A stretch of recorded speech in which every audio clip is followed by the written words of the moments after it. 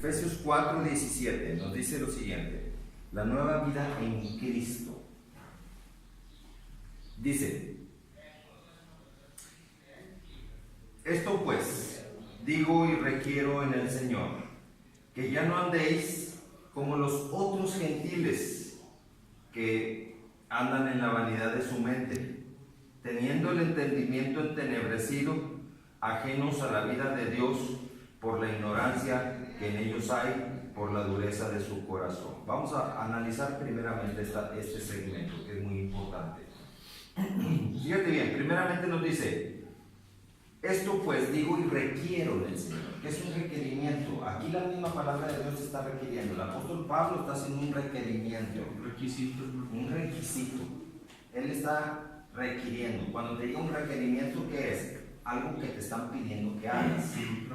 Un trabajo forzoso, así es. Pero ¿qué es lo que tanto requiere aquí el apóstol Pablo? Dice, número 1, dice: que ya no andéis, quiere decir que antes sí andábamos, pero dice: ya no andes ahora, que ya no andes como los otros gentiles. Hace una comparación. ¿Quién es un gentil? Un gentil no es una persona que se porta muy amable. Dice: ay, ¿usted qué gentil es? No, gentil es una persona ajeno a Jesucristo, que no quiere saber nada de Jesucristo, que no es parte del pueblo de Dios por no querer aceptar a Jesucristo como su Señor y Salvador. Entonces, una persona que es gentil, fíjate bien cómo es un homónimo ahí que el enemigo usa. Gentil es una persona muy amable, un caballero, no, pero para la palabra de Dios un gentil es aquel que no tiene a Jesucristo y por no tener a Jesucristo refleja frutos que no son de Jesucristo. ¿Y cómo dice aquí la palabra de Dios que caracteriza a una de esas personas gentiles sin Jesucristo? Obvio, dice: que ya no andéis como los otros gentiles que andan en la vanidad de su mente. Esa es la primera característica de un gentil, que anda en la vanidad de su mente. ¿Qué es una persona que anda en la vanidad de su mente? Son aquellos que dicen: yo no necesito a Jesucristo. Es más, Dios ni siquiera existe. ¿Anda qué? En la vanidad de su mente. Él se cree autosuficiente, que dice que no necesita de Dios. Hay muchas personas así, que dicen: yo no necesito de Dios. Y empiezan a buscar justificantes de que Dios, ¿cómo es posible que si Dios sea bueno, por qué existen enfermedades? ¿Cómo es posible que si Dios es bueno, existen terremotos y gente muera? ¿Cómo es posible?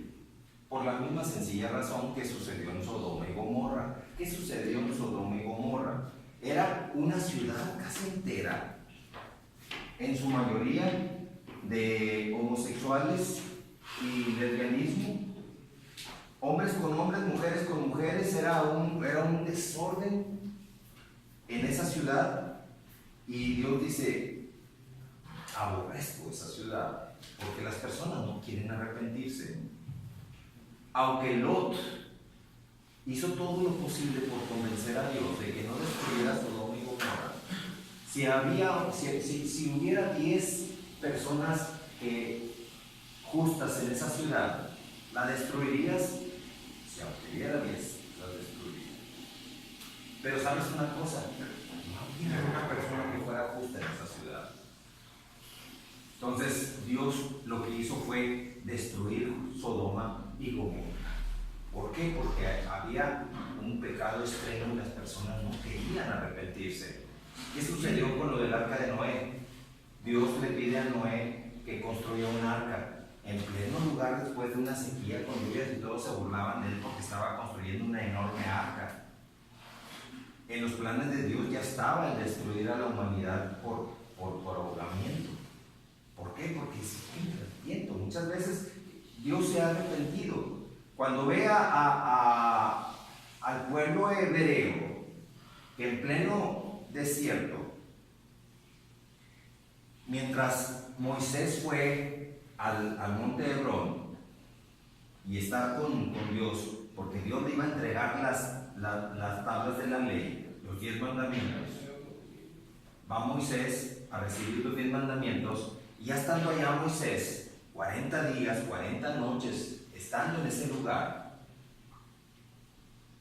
sucede que le dice Dios a Moisés: desciende pronto, porque este pueblo se ha pervertido. Este pueblo empezó a adorar a un becerro.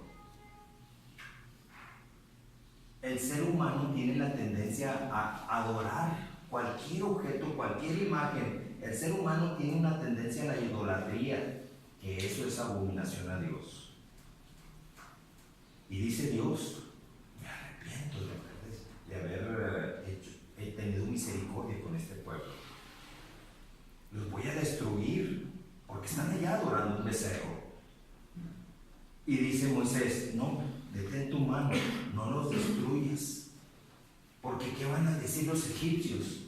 Que para eso los sacaste de Egipto, a los hebreos de su esclavitud en Egipto, para que venir a matarlos al desierto. Mejor no hagas nada con ellos, déjame ir y hablar con ellos.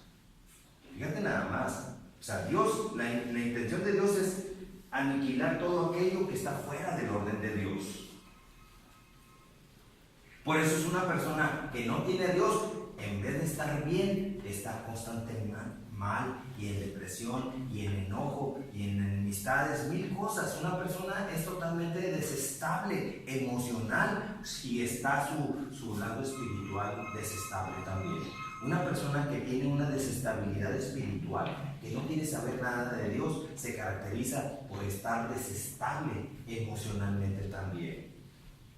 Entonces Moisés baja del monte Hermón, llega al pueblo hebreo, y están los hebreos, ya habían recolectado todas sus piezas de oro para hacer el becerro y fundirlo. Llega Moisés, ve que están todos adorando un becerro y haciendo fiesta.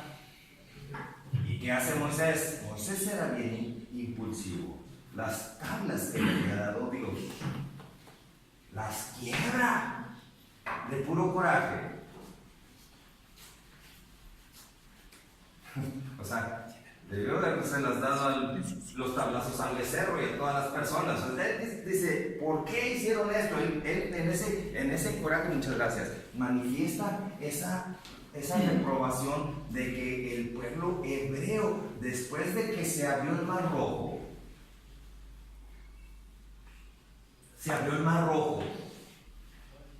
cuando venían persiguiendo el ejército egipcio, pasaron por el Mar Rojo y venía el ejército egipcio atrás. Y una vez pasando ellos a tierra firme, se cierra otra vez el Mar Rojo y destruye a todo el ejército egipcio. O sea, viendo todo eso, y luego cumpliéndole Dios los caprichos a todo el pueblo hebreo, ya estamos hartos de que nos esté dando maná del cielo todos los días. Ya queremos algo diferente. Tenemos hambre, les dio maná. Ya se hartaron del maná, les empezó a dar codornices. ¿Querían agua? Ahí estaba la peña. O sea, aparte, ellos iban por el desierto y una nube los iba siguiendo. ¿Te das cuenta? Una nube los iba siguiendo. O sea, está escrito todo en la palabra de Dios.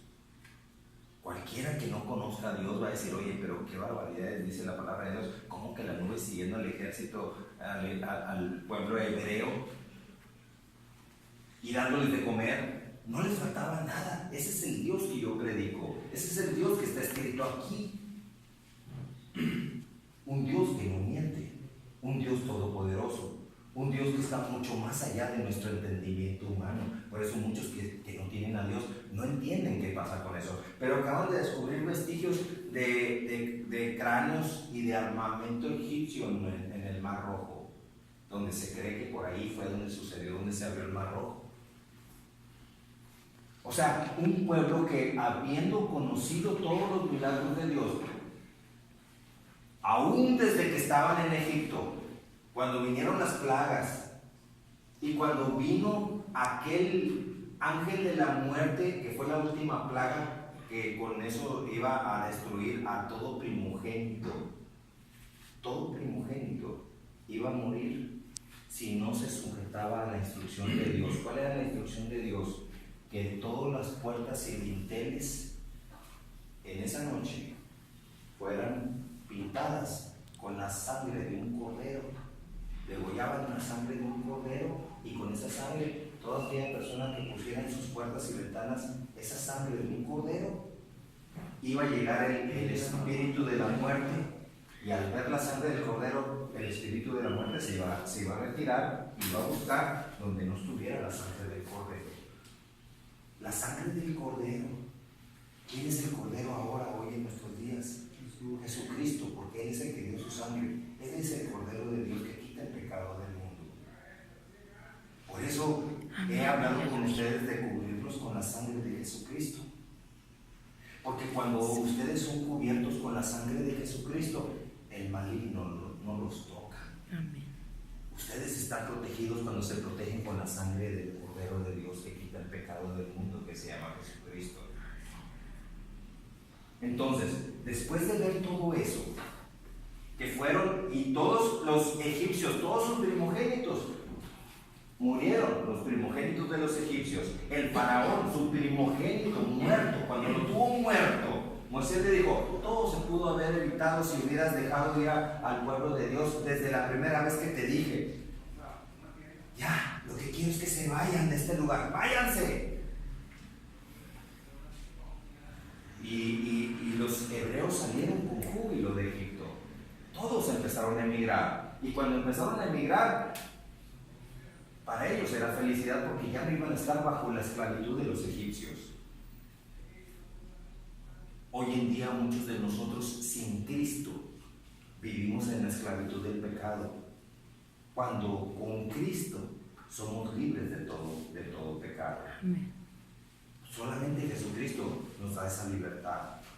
Él dice: yo he venido para darle libertad al cautivo.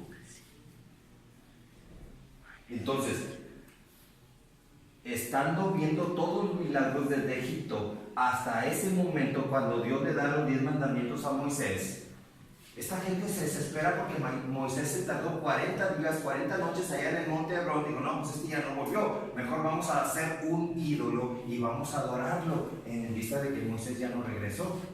Y estos empezaron a hacer un becerro de oro, y empezaron a adorar un becerro de oro. ¿Qué es lo que pasa también? Mucha gente dice: es que yo no veo a Jesucristo resucitado. Jesucristo resucitó, pero vive en tu corazón y vive en cada milagro que tú decidas hacer en el poderoso nombre de Jesucristo. Si tú te enfrentas a una adversidad, si tú te enfrentas a una enfermedad, tú tienes el poder y la autoridad dada por el mismo Señor Jesucristo para poder echar fuera todo espíritu inmundo y para sanar toda enfermedad y toda dolencia. Ahí está Jesucristo en cada milagro. Pero la gente dice: no, yo lo quiero ver físicamente.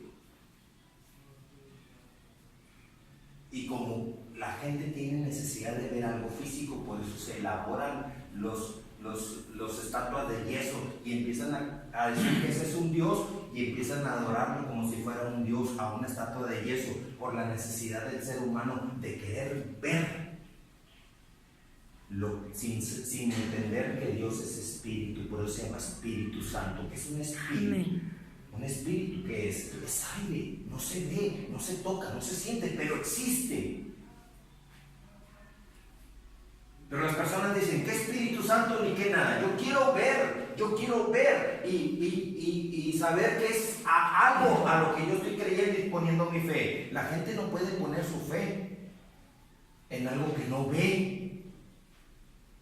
Y aquí el éxito y la victoria es poner nuestra fe en lo que no se ve. Y el diablo tampoco se ve, porque también es un espíritu de maldad. Dios es un Espíritu Santo y el diablo es un espíritu de maldad. Entonces, el que tú digas: yo no necesito a Dios,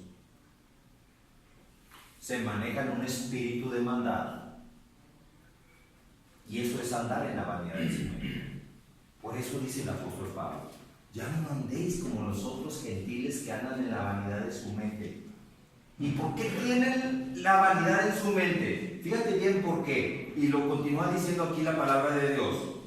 Dice, ya no andéis como los otros gentiles que andan en la vanidad de su mente, teniendo el entendimiento entenebrecido. Pues por eso están en la vanidad de su mente, porque tienen un entendimiento en tinieblas, tienen el entendimiento entenebrecido, por eso andan en la vanidad de su mente. Una persona que no quiere saber nada de las cosas de Dios es precisamente eso. Tiene el entendimiento entenebrecido. Así lo dice aquí, no lo estoy diciendo yo, no son palabras mías, son palabras que están escritas aquí en este libro de Efesios capítulo 4 versículo 17. Y ahora viene otra pregunta, ¿por qué tienen el entendimiento entenebrecido? Aquí mismo te sigue dando la respuesta. Teniendo el entendimiento entenebrecido, ajenos a la vida de Dios. Pues ahí está. ¿No tienes Dios? Tienes vanidad de tu mente. Tienes vanidad de tu mente, tienes entendimiento entenebrecido. ¿Por qué tienes entendimiento entenebrecido? Porque estás ajeno a la vida de Dios. No quieres saber nada de Dios, te aburren las cosas de Dios y simplemente tu espíritu está totalmente apático a todo lo que se refiere a Dios. Aquí está diciendo la causa por la que una persona empieza a tener apatía por Dios. Se aburre. Hermano, ¿qué es apatía? Apatía es todo lo contrario a simpatía. Simpatía es algo que te gusta. Y apatía es algo que te aburre, no quieres saber nada de esas cosas. Cuando tú no quieres saber nada de las cosas de Dios es porque tienes un espíritu de maldad que te está oprimiendo. Ese espíritu de maldad detesta toda palabra de Dios. Y aquí continúa diciendo que una persona que anda en la vanidad de su mente es porque tiene el entendimiento entenebrecido. Y tiene el entendimiento entenebrecido porque está ajeno a la vida de Dios. ¿Y por qué está ajeno a la vida de Dios? Continúa dando la respuesta. Dice, teniendo el entendimiento entenebrecido ajeno a la vida de Dios por la ignorancia que en ellos hay. Qué tremendo, ¿no? Ignorancia que en ellos hay. Ignoran la palabra de Dios. Aquí te está dando respuestas. ¿Y por qué ignoran la palabra de Dios? Por apatía. Por apatía. Y tú dices, bueno, es que yo ignoro la palabra de Dios porque nada más me la dan un pedacito el domingo allá en la iglesia. Un pedacito. Aún iglesias cristianas se la pasan música, música, música, música, música, música. Es el culto de 2 horas o 2 horas y media y todas las 3/4 partes del culto, música, música, música, música, música. Y ya cuando las personas están bien cansadas de tanto brincar, de tanto música y de pie, ya llega el momento de la palabra de Dios, se sientan bien cansados, empieza la palabra de Dios y a dormir se ha dicho. Por eso no hay victoria en muchas iglesias, en muchas personas no hay victoria. Porque Satanás tiene un plan perfecto, vistiéndose de ángel de luz, vistiéndose de un predicador o vistiéndose de un sacerdote católico, violando niños, escondiéndose detrás de una sotana. Pero Dios conoce los pensamientos de las personas.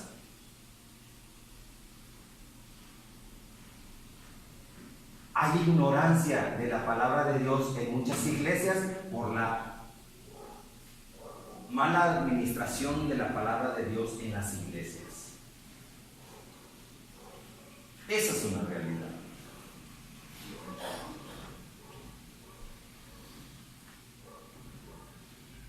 La Santa Inquisición, que de santa no tenía nada, se encargaba de que las personas no conocieran la palabra de Dios, y aquel que la leyera o que supiera de la palabra de Dios lo iban a matar. Entonces muchos se quedaron con la costumbre de no conocer la palabra de Dios y esperar a lo que allá en el domingo, el fin de semana, les pudieran dar. Por eso es que hoy en día, todavía, hoy en día, desde que inició la Santa Inquisición en el siglo XIV, siglo XV, hasta la fecha, te dan un poquito del evangelio nada más en las iglesias, un poquito, te dan un folletito donde viene el evangelio del que se va a hablar, y como no hay fluidez del Espíritu Santo, esa misma palabra se da en todas las iglesias católicas, todas, la misma, no hay fluidez del Espíritu Santo. Llevan un control, hermano. Sí, ok, no vas a salirte de esto, es todo lo que vas a decir. Ese es el enfoque. Una porción del evangelio cada fin de semana es una pobreza espiritual que trae enfermedad al alma. No sana. Si tú vas con una carga, si tú vas con una herida en tu alma, si tú vas queriendo buscar restauración, confort a través de la palabra de Dios, no la vas a encontrar porque no hay fluidez del Espíritu Santo. Hay ignorancia de la palabra de Dios en muchas personas. Si pudieran conocer la palabra de Dios cuando dice que nunca se aparte de tu boca este libro de la ley, nunca se aparte de tu boca, ¿qué significa? Que todos los días, cada segundo de tu vida, si es posible, tienes que estar tú con la palabra de Dios.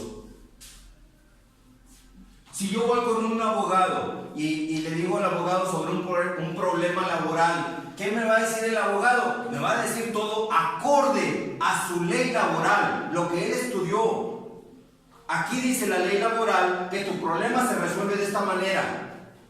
Si yo voy con una situación de carácter penal, con un abogado, el abogado va a sacar el código penal y me va a decir, sí, mira, tu solución se arregla de esta manera. Aquí, de acuerdo al código penal, viene la solución.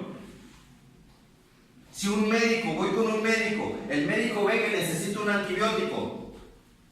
El médico sabe que hay un libro de farmacología, un libro de medicamentos, que en ese libro dice las medicinas nuevas y sus contenidos y sus dosis. Él ya se las sabe y él ya te receta lo que te va a recetar en base a lo que él estudió en un libro. ¿Por qué nuestra alma? ¿Por qué nuestra alma, cuando se enferma, no podemos decirle de acuerdo al libro de la palabra de Dios que nos está dando la medicina correcta de acuerdo a la palabra de Dios? La respuesta es bien sencilla y continúa diciendo el libro de Efesios. Hay ignorancia en el corazón de las personas precisamente por la dureza de su corazón. Un corazón duro. ¿Qué es un corazón duro? Yo no quiero saber nada de las cosas de Dios. Ese es un corazón duro. No, es que a mí me enseñó mi mamá que yo tengo que ser católico y tengo que ser fiel a la iglesia católica y no andar escuchando a otras personas que vienen a dar la palabra de Dios. Ese es un corazón duro. Porque muchos aman más a sus padres que al mismo Dios que te está dando la palabra. No, es que mi mamá me dijo que tuviera mucho cuidado cuando llegaran los protestantes a darme palabra de Dios. El mismo diablo hablando a través de una mamá para que tú no conozcas la palabra de Dios. Esa es una dureza en el corazón de las personas. Y si tú no reaccionas de conocer la palabra de Dios, sabes una cosa, tú te vas al infierno y también te llevas a tu mamá de encuentro.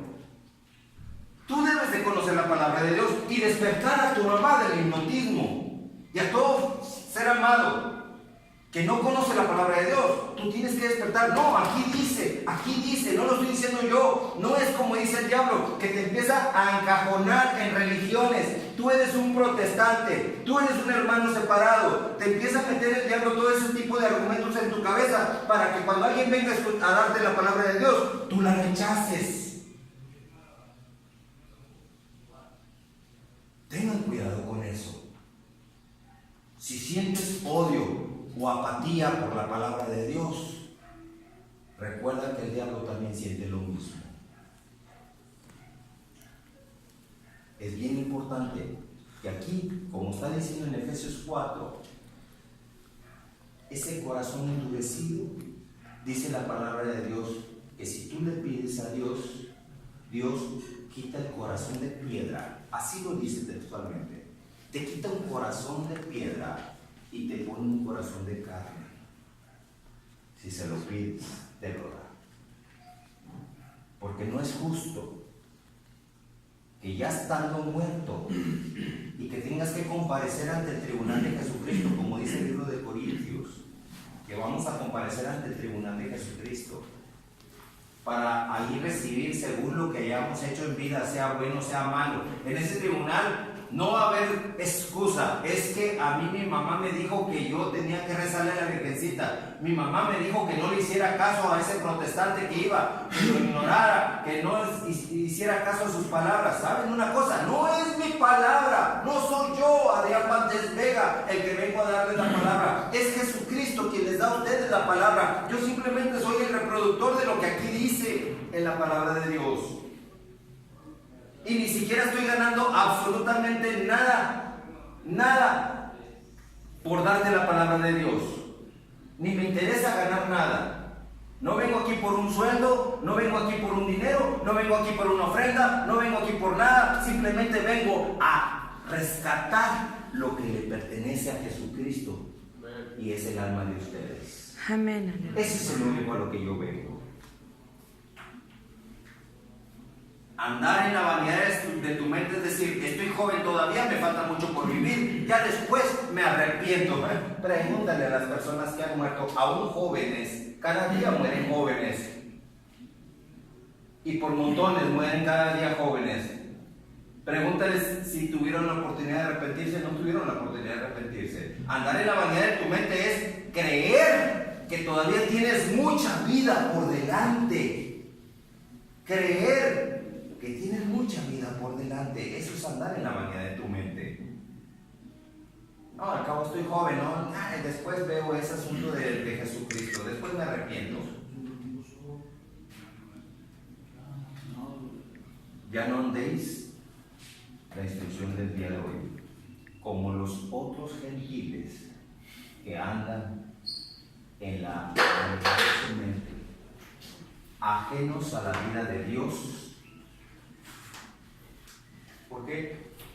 Por la ignorancia que en ellos hay, por el entendimiento entenebrecido, por la ignorancia que en ellos hay, por la dureza de sus corazones. Te está dando todas las respuestas, el por qué una persona no quiere saber nada de Dios. Amén. Pero ¿saben una cosa? La palabra de Dios ya está dada.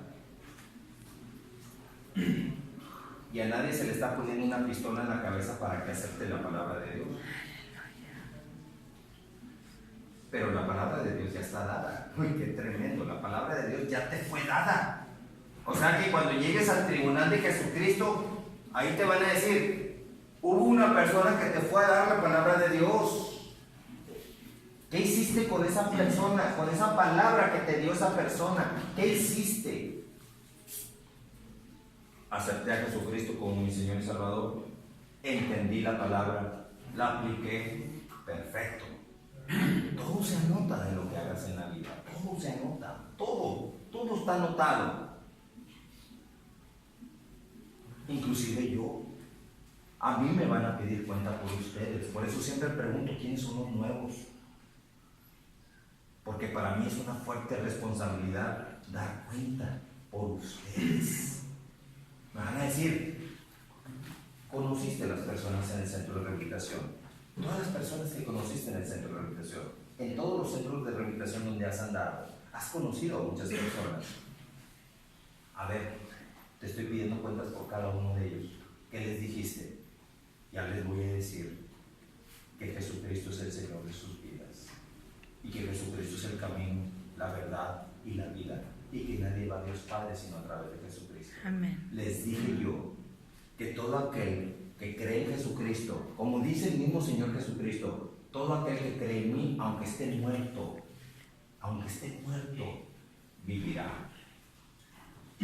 Es cierto que la palabra de Dios por muchos no es bien aceptada, pero si viene un homosexual a cantar, o si viene alguien a mover la cadera, el esqueleto, no, pues las personas se alborotan. Está tremendo. La carne es así.